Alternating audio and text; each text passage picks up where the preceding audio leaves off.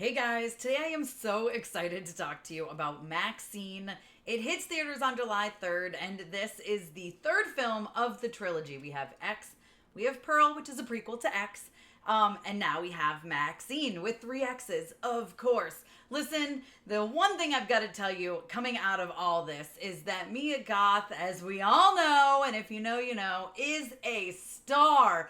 She really is so good in this role, these roles, I should say. She's fantastic. Now, I came out of MaXXXine like very eager to revisit X and Pearl, so do with that what you will. It had been a long time since I've seen them. I've seen them each only once, and I saw them when they came out, which is, I think, March of 2022 for X, and then it was like September of 2022 for Pearl, and now we've waited all this way for MaXXXine, which does, I think, perfectly round out the trilogy.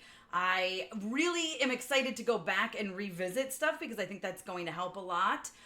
So do you need to watch X and Pearl in order to understand MaXXXine? I would say yes. In that, Pearl you're probably fine without, to be honest. Pearl is, I don't want to spoil it for people who haven't seen it, but you know, Pearl is a bit of a prequel. You don't really have many ties from Pearl, the movie Pearl, not Pearl, the character in X, in MaXXXine.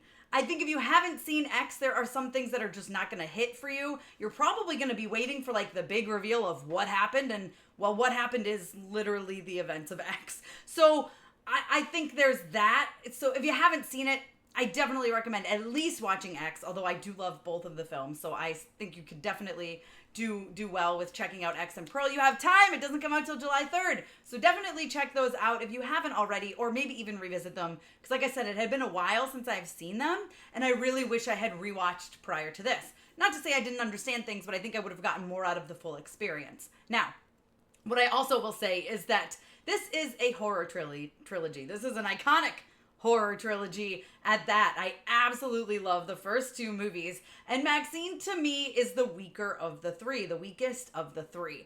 It is not really a horror movie. It has the elements, of course, but it is more like a neo-noir mystery, and the issue with the mystery is that there really isn't that much suspense laid throughout the movie. Now, this takes place in the 1980s. We have Maxine Minx making her way through Hollywood. She's an adult film star, and she wants to be more than that. She wants to be a real actress. And so when she's about to get her big break, someone from her past, or something from her past that knows her past, comes out, right?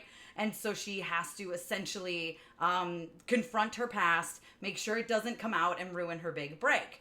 And so that is really what she is dealing with throughout this movie, okay? And again, she is badass. She has been badass, and no one can say she's not badass, and Mia Goth plays this absolutely perfectly. There are some truly gory, hard-to-watch moments in MaXXXine, which I appreciated. There's one that men in particular, male viewers, will have a hard time watching, and I loved that moment. I'm not gonna lie, I was cracking up, and the men around me were cringing. It was fantastic. But, and it's early on, and I hope you guys enjoy it when the time comes. But that being said, there are several bloody moments, absolutely. There's one insane kill that is like probably my second favorite kill of the trilogy. And I don't want to say, but one from X, but I won't say what, because I don't want to ruin it for people who haven't seen it. But I would say this one's probably my second favorite overall.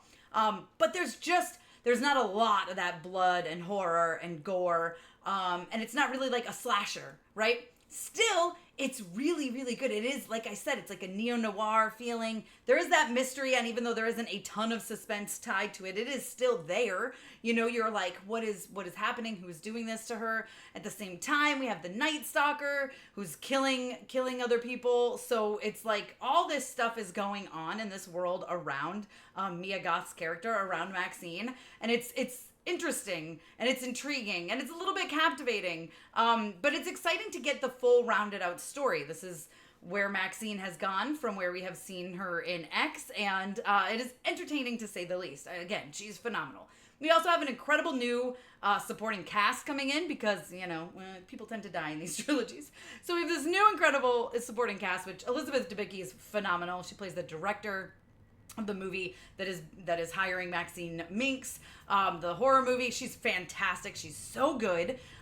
There's some really great moments between her and Maxine. her character in MaXXXine that I love, probably some of my favorite moments in the entire film. And they're taking place on a backlot, and it's very interesting.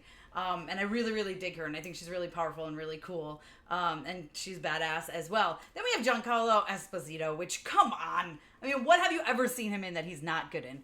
Nothing. So he plays MaXXXine's manager, and he's fantastic. He has some of the best lines in this movie, even though he's not in it a lot. And when he's in it, man, he hits, of course. But Kevin Bacon plays this private detective who's been hired to track down MaXXXine, and my goodness, is he phenomenal. I mean, again, it's Kevin Bacon. No surprise there.